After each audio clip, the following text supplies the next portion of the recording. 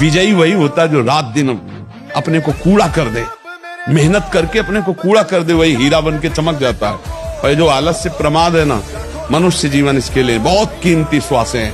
हर श्वास नाम जप करो, शरीर में जितना बल है दूसरों की सेवा में लगा दो, भगवान मिल गए। तो भगवान का भरोसा और लक्ष्य दृढ़, और ये कि मर जा सकता हूँ लेकिन मैं गलत आचरण नहीं कर सकता, जीत जाओगे। बस ये प्रण हो जाए कि कुछ भी हो जाए, मर सकता हूँ लेकिन मैं अपने धर्म के विरुद्ध आचरण नहीं कर सकता, जीत गया। अब इस जन्म में हम पशु थोड़ी कि पूर्व के कर्मों को भोगते रह जाएं। अब हम ऐसे नवीन कर्मों का अनुष्ठान करेंगे, भागवतिक कर्मों का, जिससे पुराने कर्मों को विध्वंस करके हम भगवत प्राप्ति करेंगे। हम महान स्थिति को प्राप्त हो, क्योंकि महान परमात्मा के अंश हैं। सारा खेल इस मन को मारना है प्यारे। बाहर से डंडे की मार सह सकते हो, बाहर से आप पिटाई सह सकते हो, मन की पिटाई नहीं सह सकते हो। साधक वही जो मन की मार सह जाए। राधा बोले तो विश्वास करो, रजिस्टर तुम्हारे हाथ में थोड़ी है। जहां रजिस्टर रखा है वो साफ फाड़ दिया गया आपका रजिस्टर। विचलित क्यों हो रहे हो? तुम्हें पुनरपि जननम पुनरपि मरणम पुनरपि जननी जठरे सैनम वाला जो रजिस्टर था वो हटा दिया गया है। महाराज जी एक बार मुझे जीवन में धोखा मिला। अब कोई अच्छा व्यवहार करता है तो भी मुझे झूठा लगता है। मेरा मन किसी पर विश्वास नहीं कर पाता। महाराज जी ऐसे में मुझे आगे कैसे भगवान पर विश्वास कर सकते हो? संसार इतना स्वार्थी है, इतना स्वार्थी मलिन स्वार्थ है कि आप गर्दन उतार के दे तो भी वो एहसान मानने वाला नहीं। तो भी नहीं मानेगा कि धन्य है इसने हमारे प्रति जीवन दे दिया। बड़ा विचित्र संसार। 24 घंटे आप भगवान का नाम जप कीजिए, 24 घंटे का अभ्यास बनाइए। आपको जो चाहिए संसार से लेकर भगवान तक सब कुछ प्राप्त हो जाएगा। हमारा भजन में तो मन नहीं लगता है, हमसे ये तो सब होता नहीं। भजन में मन नहीं लगेगा, भागवतिक कार्य तुमसे नहीं होंगे, भोगों में बढ़िया मन लग रहा है, प्रपंच करने में मन लग रहा है, तो फिर नरक में भी मन लगे या न लगे वहां जाना पड़ेगा, दंड तुम्हें भोगना पड़ेगा। भजन में मन नहीं लगता। घंटों प्रपंच भजन करने में जबान दर्द करेगी, 2 घंटा प्रपंच बोलने में जबान दर्द करेगी। पता नहीं कौन सी ऐसा जादू माया ने कर दिया है कि लाख समझाओ समझ में नहीं आता। गुनगुनाना है तो प्रभु के गीत, आपका जीवन पावन, आपसे जो मिल जाए उसका जीवन पावन। आप नाम जप करो, खूब गृहस्थी के कार्य करो, कौन मना करता है? मोबाइल है, स्मार्ट बन रहा है, गंवार गेम खेल रहा है, गंदी बातें देख रहा है, गंदे मार्ग का अनुसरण कर रहा है। ये कैसे? अरे एक गंदा दृश्य एक अच्छे सदाचारी को वैश्यागामी बना दिया, अजामिल को, और तुम रोज घंटों गंदा दृश्य देखोगे तो तुम्हारी दुर्दशा क्या हो जाएगी। और ये हमारे 1-2 में भारत में मतलब लाखों की संख्या में बच्चे इससे बर्बाद हो रहे हैं। छोटे छोटे बच्चे हैं, उनको मोबाइल चलाना आता है, सब गंदी बातें देखते हैं, गंदी क्रियाएं करते हैं, बिल्कुल शक्तिहीन होते हैं, विचारहीन होते चले जा रहे हैं। फिर ऐसे नशा करते हैं, फिर माता पिता को त्रास देते हैं। आज ये माना जाता है कि भोजन जो बल प्रदान करता है उससे बल होता है, जैसे मांस खाना, अंडा खाना, ये खाना, वो खाना। लेकिन हम तुम्हें बताए देते हैं कि बलवान शरीर नहीं होता, बलवान आत्मबल से होता है, अध्यात्म बल से होता है। जो ऐसे गंदे आहार करते हैं उनकी चर्बी बढ़ती हो, आत्मबलहीन डरपोक अंदर से भय रहता है, नाना प्रकार की चिंताएं और शोक रहते हैं। जिनका आत्मबल बढ़ता है तो हम मान सकते हैं कि उनका शरीर क्षीण होता है, लेकिन वो परम स्वस्थ होते हैं, उनका संकल्प बल काम करता है। एक महात्मा ने संकल्प किया, समुद्र पी गया। कसम खाने से ब्रह्मचर्य नहीं रुकता, सात्विक भोजन पाने से रुकता है। मोबाइल से गंदी बातें मत देखो, हस्त मैथुन करने की चेष्टा मत करो। सुबह 2-3 किलोमीटर दौड़ लगाओ, 15-20 मिनट दंड बैठक मारो, बढ़िया शीतल जल पियो, तो कुछ दिनों में ब्रह्मचर्य ठीक हो जाएगा। और ब्रह्मचारी के नेत्र बोलते, जैसे जंगली सिंह के नेत्र में, ऐसे ब्रह्मचारी के नेत्र, उसके नेत्र में पावर होता है, एक दबाव पक्ष होता है, और जिस पर नेत्र डाले तो एक बार झुक जाए सामने वाले के। ब्रह्मचर्य का ऐसा पावर अगर हम आज दहाड़ रहे हैं तो भगवान की शरण में और ब्रह्मचर्य से, उससे हम दहाड़ रहे हैं। भगवान की शरण में और ब्रह्मचर्य, वही तुम्हें सब नौजवानों को कहते हैं। जिसे निकालने में इतना आनंद समझते हो, उसको रोक के तो देखो, बहादुर बन जाओगे, माया पर विजय प्राप्त कर लोगे, हर विपत्ति हर संकट को रौंदने की सामर्थ्य आ जाएगी।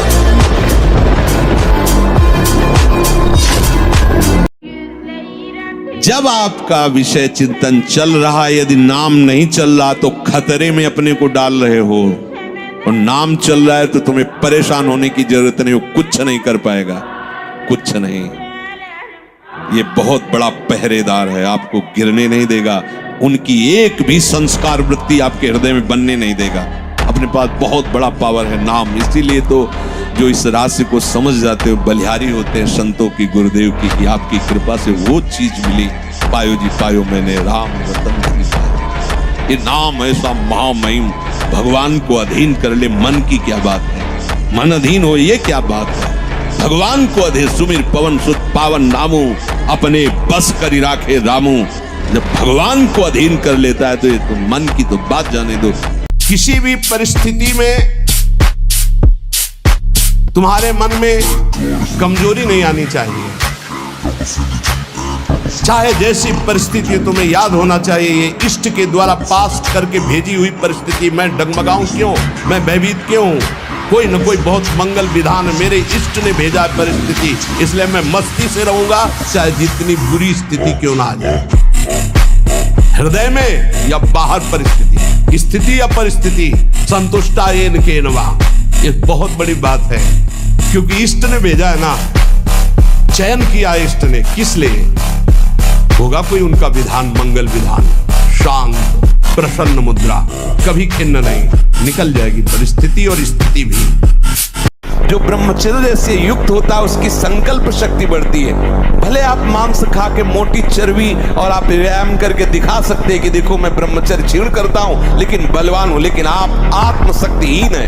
वो आपका मोटा हो जाना बलवान नहीं है, आपके सुंदर सुंदर मांसपेशियां निकल आना वो बल नहीं है। आप शक्ति बलवान वो है जो आए हुए आंतरिक वेगों को सह जाए, आए हुए आंतरिक वेग को जो सह गया वही बलवान है। वीर ही अमृत है, वीर त्याग ही मृत्यु है, इतना समझ। ऐसे ऐसे साधक है कि 10-10 वर्ष हो गए स्वप्न दोष नहीं हुआ, 10-10 वर्ष हो गए स्वप्न दोष ही नहीं हुआ। ऐसे भी उपासक है हमारे पास है, अपने पास है, 10 वर्ष हो गए स्वप्न दोष ही नहीं हुआ। तो क्या है, उन्होंने संयम किया, वीर जो है स्थगित हो गया, परिपक्व हो गया, धीरे धीरे ऊर्ध्वगामी होने लगता है। आपको सच्ची कहता हूं, आप ऐसे निराश मत होना कि इतने दिन हो गए अब भी काम आता है। एक दिन वो समय आएगा कि तुम ऐसे छाती ठोक के कहोगे कि किसी की ताकत नहीं कि हिला दे। देखो ठाकुर हरिदास जी का जवान शरीर है, 3 लाख नाम रोज जप करते थे। हरे कृष्ण कृष्ण कृष्ण हरे हरे, हरे राम राम राम हरे हरे, ऐसे 3 लाख नाम जप करते थे। तो एक धनी मानी पुरुष वहां से निकला, ठाकुर हरिदास जी का चेहरा चमक रहा था भजन के प्रताप से। कहा तुम इसको भ्रष्ट कर सकती हो, वैश्या संघ में थी, तो उसने कहा इसको तो देर नहीं लगेगी। उनका तुम भ्रष्ट करो, जितना तुम रुपया कहोगे उतना देंगी। वो श्रृंगार करके उनके पास एकांत कुटिया जंगल में तुम बैठ गए। अब उनसे बात करना चाहती, वो बार बार ये कहते हरे कृष्ण कृष्ण कृष्ण हरे। एक दिन पूरा निकल गया, दूसरे दिन फिर श्रृंगार करके आई, वो भी दिन निकल गया, तीसरे दिन फिर 3 लाख नाम जप करना। वो यही कहते जब हमारा नाम जब पूरा हो जाएगा तब आपसे बात करेंगे। अब 3 लाख नाम जप करना और जोर जोर से हरे कृष्ण कृष्ण कृष्ण। 3 दिन नाम कीर्तन सुनने के बाद उसको लगा मैं कितनी नीच हूँ, ऐसे पवित्र आत्मा के प्रति ऐसी गंदी दृष्टि रखती हूँ। चरणों में लौट गई, जब लौट गई तब उन्होंने बंद किया। हाँ, तो उनका प्रभु मैं बहुत पापिनी हूँ, मैं वैश्या हूँ, मैं बहुत नीच हूँ। बोले कोई नहीं बात नहीं, भगवान कृष्ण सबका कल्याण कर देते हैं, हमारा कल्याण कैसे होगा? आई थी भ्रष्ट करने, बोले हमारा कल्याण कैसे होगा? बोले कृष्ण कृष्ण जपो, हरे कृष्ण जपो।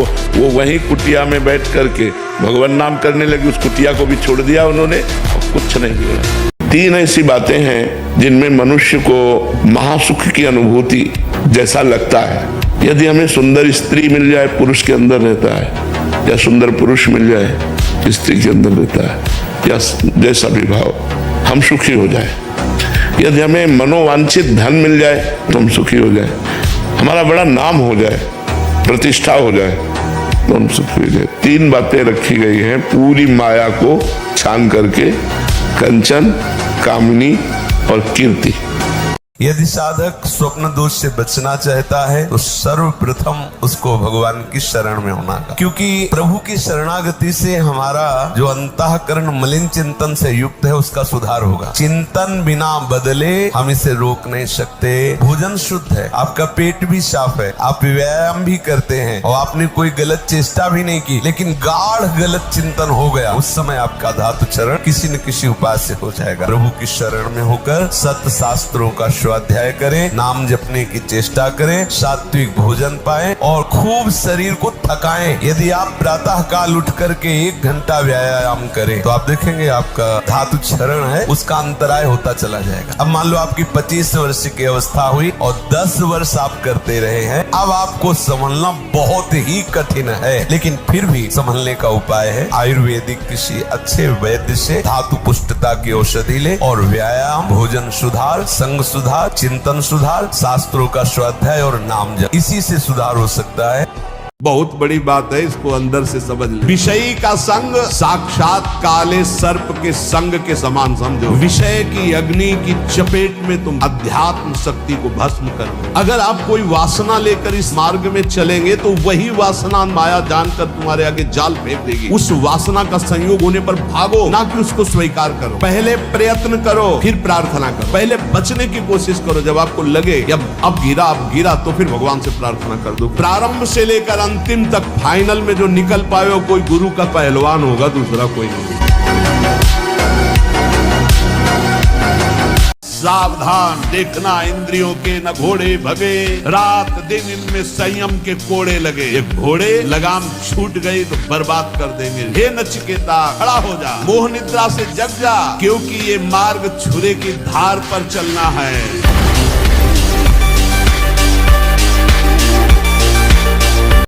ब्रह्मचर्य ये सनातन धर्म का लक्ष्य। सत्य, दया, तपस्या, शौच, तितिक्षा, उचित अनुचित का विचार, मन का संयम, इंद्रियों का संयम और 9वां अहिंसा और 10वां ब्रह्मचर्य। भगवान ने काम पर विजय प्राप्त करने के लिए यही बात। कुंडली जब जागृत होती है तो कैसा अनुभव? अरे आकाश पाताल एक हो जाता है, मतलब पूरे शरीर की नस नाड़ियां झंझकृत हो जाती है। मतलब जब उत्थान करती है तो एक एक पीता शरीर उठ जाता है आसन से। पद्मासन लगाए बैठे आसन से उठ जाता है पूरे शरीर की झंझ। मतलब आपको देख के लगेगा इनको प्रेत आ गया है क्या। आग पैदा हो जाती है। आए मन, आप अब वही करूंगा जो गुरुदेव बोलते हैं, जो गुरुवाणी बोलती है, जो शास्त्र बोलता है। अब तू जला ले, कितना जलाएगा मुझे, बिल्कुल तेरी बात नहीं मानूंगा। तुम्हारे शब्दों को याद रखो, अंदर जे भी लड़ोगे तो क्या करता है, उसकी एक ही ताकत है, जलाना, व्यथा पैदा। नहीं सुनो ना, बड़ा सुख मिलेगा। उसको बस डांटते रहो और डांटने के साथ डंडा चलाते रहो, राधा राधा राधा। अधिक गर्म जल से स्नान करना ब्रह्मचारी के लिए हानिकारक है। गीजर का बहुत ठंडी है, वो ऐसा लगता है तो एक नॉर्मल जल कर लीजिए कि ठंडा भी है और ठंडा नहीं भी है। धुआं उठ रहा है गर्मा गर्म, ये नहीं। गर्म जल से ही स्नान करेंगे तो आप बहुत कमजोर हो जाएंगे। ये बात समझिए, ये सब सुखद सामग्री नहीं है जो आप समझ रहे हो। प्रकृति का सीधे वार सहने की सामर्थ्य शरीर में तुम्हारे आएगी तो स्वाभाविक ब्रह्मचर्य पुष्ट होने लगेगा और उत्साह बढ़ने लगेगा। आत्मविश्वास और आत्मबल इतना नष्ट हो गया कि मरने का ख्याल आता है महाराज। मरना ही है ना तो लगा लंगोटी। मरना है तो ऐसा मर के अमर हो जा। मरने जैसा दुख सहना चाहता ना, लगा लंगोटी और 2 रोटी मांग के खाओ, रात दिन भजन कर। देख पूरे विश्व को हिला न दे सके, पूरे विश्व को झुकाने की ताकत आ जाए। प्रातः काल उठकर प्रार्थना तो बुद्धि शुद्ध होती। अब आप देखो 10-10 बजे तक सो रहे हैं, सूर्य भगवान उदय होने के कोई मतलब ही नहीं है, कोई दिनचर्या ही नहीं है, कोई दिनचर्या नहीं है। कुछ कार्य कर, मनुष्य जीवन व्यर्थ नष्ट करने के लिए नहीं मिला है। तुम्हें सुंदर रूप चाहिए, आराधना करो, नाम जप करो, बड़े सुंदर हो जाओगे। देखो सुंदरता किसे कहते हैं, हृदय के आकर्षण को सुंदरता कहते हैं। सबके हृदयों को आकर्षण कर ले उसे सुंदर कहते हैं। जैसे मान लो स्त्री स्वरूप सुंदर है तो पुरुष स्वरूप को आकर्षण कामी पुरुष को कर सकता है, सबके नहीं। या पुरुष स्वरूप बड़ा सुंदर तो कामिनी के हृदय को आकर्षण कर सकता है, लेकिन भक्त का ऐसा स्वरूप जागृत होता है, स्त्री पुरुष वयो वृद्ध दुष्ट पुण्यात्मा पापात्मा महात्मा सब आकर्षित होते हैं। क्यों? क्योंकि उसके अंदर दैवी संपदा भागवतिक सद्गुण जागृत हो जाते हैं। इसे सुंदरता कहते हैं। अय उपासक तू ऐसा समझ जैसे नवीन नवीन घास को देख करके हिरन और हिरनी खूब चरते हैं और विलासिता में मगन हैं। उनको पता नहीं कि व्याघ्र उन पर निशाना लगा चुका है, सिंह उन पर दृष्टि रखे है, अचानक आकर उनको दबोच लेता है। वो अतृप्त रहते हैं। हिरनी के साथ भोग विलासिता में अतृप्त ही मृत्यु रूपी दंड उन्हें प्राप्त हो जाता है, सिंह उन्हें फाड़ देता है। ऐसे ही तू जो भोग विलासिता में नए नए भोगों की चाट में मगन है, काल रूपी सिंह तेरे पर निशाना लगाए और तुझ अतृप्त को मृत्यु दंड देकर हटा दे।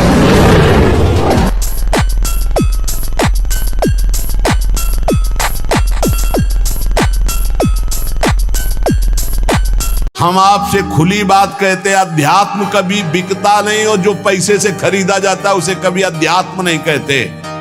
खुली बात है, थोड़ा जगो, थोड़ा हिम्मती बनो। पाखंड और दंभ का बोलबाला जो बढ़ता चला जा रहा है कलिकाल में, थोड़ा सा विवेकवान बनो।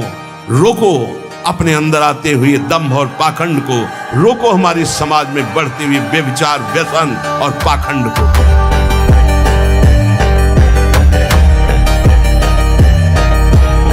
एक साल में आप बदल जाओ, एक साल में चेहरा बदल जाएगा, जीवन बदल जाएगा। नाम जप करो, आध्यात्मिक शक्ति बढ़ाओ, व्यायाम करो, शुद्ध भोजन करो, शारीरिक शक्ति बढ़ाओ, अभी आप बलवान बन जाओ। बलवान कौन है? दूसरा गाली दे रहा, आप सह गए उसे बलवान कहते, उसके थप्पड़ मार दिया उसे बलवान नहीं कहते। बल आप में क्षमा है तो आप बलवान हैं। काम को आप जीत रहे हैं, आप बलवान हैं। लोभ को आप जीत रहे हैं, आप बलवान हैं। दूसरा कोई बीमार पड़ा है, आप उसको सेवा कर रहे हैं, कोई चाह नहीं, ये आप बलवान हैं। निर्बल आदमी नहीं कर सकता। आज हम सब निर्बल होते जाते हैं, क्या? अपने सुख के लिए। बस हमारा शरीर सुखी है, दूसरे को छुरी से काट दो, कोई मतलब की बात। केवल अपने लक्ष्य और भगवान को देखना चाहिए। किसी व्यक्ति के सपोर्ट या उसके हटने से हमें कोई फर्क नहीं पड़ना चाहिए। वही सच्चा कर्ता होगा, क्रियावान, जो केवल भगवान को देखे और अपने लक्ष्य को देखे। मुझे ये करना है, मेरे सहयोगी भगवान है, बस। चार लोग प्रशंसा करते हैं, ये उनकी बुद्धि है। चार लोग निंदा करते हैं, ये उनकी बुद्धि है। हम किसी की बुद्धि के सपोर्ट से नहीं चल रहे हैं, हम अपनी बुद्धि के सपोर्ट से चल रहे हैं। हमारी बुद्धि को सपोर्ट भगवान का मिल रहा है। जिससे ब्रह्मचर्य रहना है, 2 समय भोजन हल्का या एक बार भरपेट, 24 घंटे में पर्याप्त ब्रह्मचारी के लिए, जो ब्रह्मचर्य का नाश करता है। देखने से इस बदसूरत नजर आने लगेगा, चाहे जितना गोरा हो, चाहे जितना ऊपर से चिकनाहट लगाए हो। अरे हम भूखे रह के, कष्ट सह करके, दुख सह करके भी मुस्कुराएंगे। हमारे पास ज्ञान है, हमारे पास भगवान का बल है। ऐसे हम सोच में बैठे चले जाओ, उसको ब्रेक लगाओ। तुम्हारे अधीन है वो, तुम उसके अधीन नहीं हो। जागो, अभी सो रहे हो, जागो, इसको अधीन करो।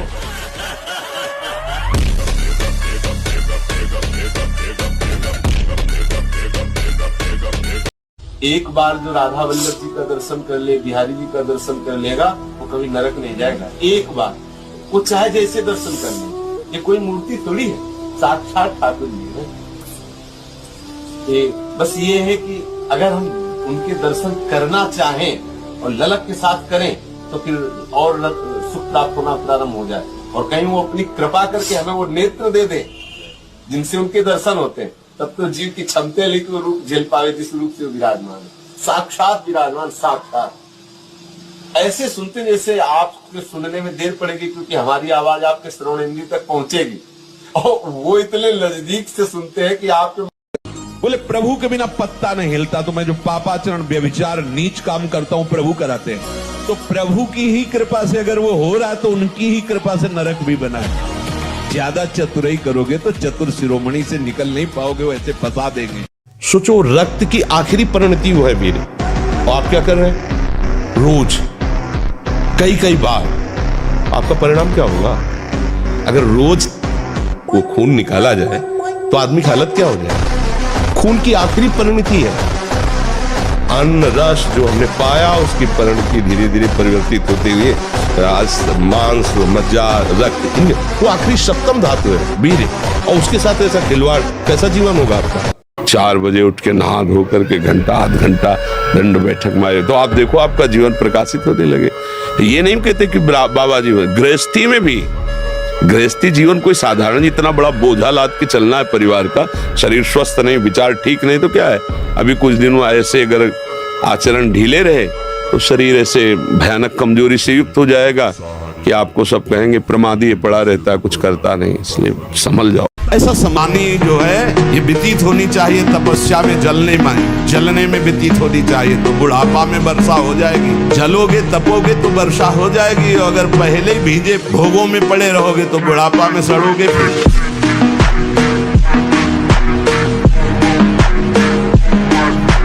नीचे सीढ़ी से शुरू करो और ऊपर तक जाओ, फिर नीचे आओ, फिर ऊपर 11 बार करो, देखो पसीना आ जाएगा। ब्रह्मचारी बनना है तो ब्रह्मचर्य पचाने के लिए भी तो चाहिए ना। अब आधा घंटा पद्मासन 30 मिनट कोई बहुत नहीं होता, बैठ करके आप प्राणायाम, अनुलोम विलोम, आपका शरीर स्वस्थ रहेगा। जैसे हम शास्त्र स्वाध्याय करते हैं उसी भावना से आप विद्या, आप देखो अगर स्मृति आपकी प्रवीण ना हो तो बताना। सत्संग का तात्पर्य मनोरंजन नहीं है, सत्संग का तात्पर्य है मन की अशुभ वृत्तियों का नाश करके सत्संग करना। शत है श्यामा श्याम, शत है श्यामा श्याम का नाम, शत है श्री वृंदावन धाम, शत है रसिकों का उपदेश। अगर ये स्वीकार है तो सत्संग है, ये स्वीकार नहीं तो नाटक है, सत्संग नहीं है। किसी के द्वारा दिए हुए सम्मान को कभी स्वीकार मत करना, ये बहुत बड़ा जहर है। साधक इससे भ्रष्ट हो जाता है। कोई तुम्हें प्रणाम कर रहा है, नमस्कार कर रहा है, हो सके तो तुम उसे प्रणाम करो, उसे स्वीकार मत करो। अंदर कभी स्वीकार मत करो कि मुझे ये जो पैर छुआने में आपको सुख मिलने लगा या आप इसे अच्छा समझते हैं, तो आपसे प्रार्थना है आप सावधान हो जाइए, आपका पतन शुरू हो चुका है। कोई भी हो, अगर जो झुक करके आपको प्रणाम कर रहे हैं, पैर छू रहे हैं और तो आप समझ लीजिए कि आपने अपना पतन शुरू कर दिया है। आपकी शुक्र, वो आपको गाली दे तो कोई फर्क नहीं, वो प्रणाम करे तो कोई फर्क नहीं होना। अगर फर्क है अंदर में तो तुम देख लीजिए। शरीर स्वस्थ हो तो अगर तुम्हें कोई पंचांग प्रणाम कर रहा है तो तुमको भी पंचांग